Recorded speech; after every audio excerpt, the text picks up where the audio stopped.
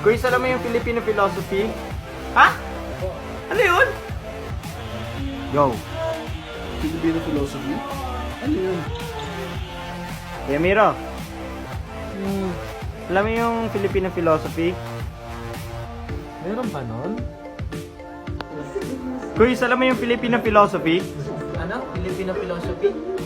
Filipino philosophy? Oo. Ano yun? Nakakain ba yun? Yemen, weirdo mo. Ang sagot? Meron! Di kayo makapaniwala, no? Pero merong Filipino philosophy. Paano nga ba ito nagsimula? Paano natin masasabing mayroon tayong sariling pilosopiyang Pilipino? Nakuha ba natin ito sa ating nakaraan? O napag-aralan lamang sa paaralan?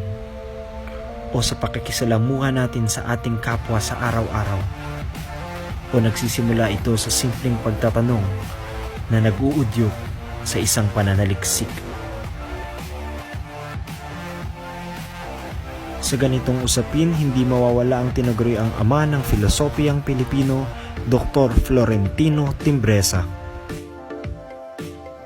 Upang masabi na may sariling filosofiya, dapat may wika, kasaysayan, kultura at perspektibo.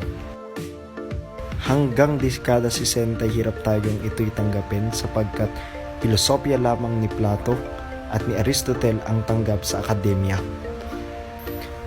Para kay Ginoong Timbresa, ang wika ay mahalaga upang saliksikin ang Pilipinong pag-iisip. Naniniwala siya na may malalim na koneksyon ang lengguwahe at ang pag-iisip. Kung kaya natin maintindihan ang salita, gayon din ang nilalaman nito.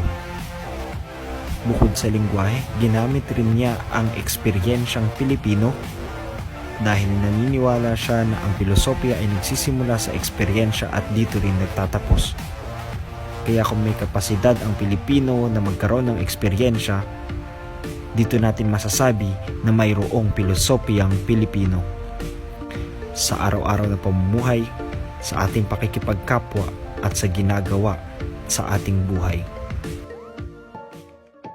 Sa kanyang mga sulat at gawa, sinikap niyang ang maksim ng Chino ang maging batayan ng filosofiyang Pilipino. Ang kanyang pananaliksik ay naging pagkukumpara sa Chino at Pilipinong pag-iisip. Ng Chinong pag-iisip ay may katumbas sa filosofiyang Pilipino.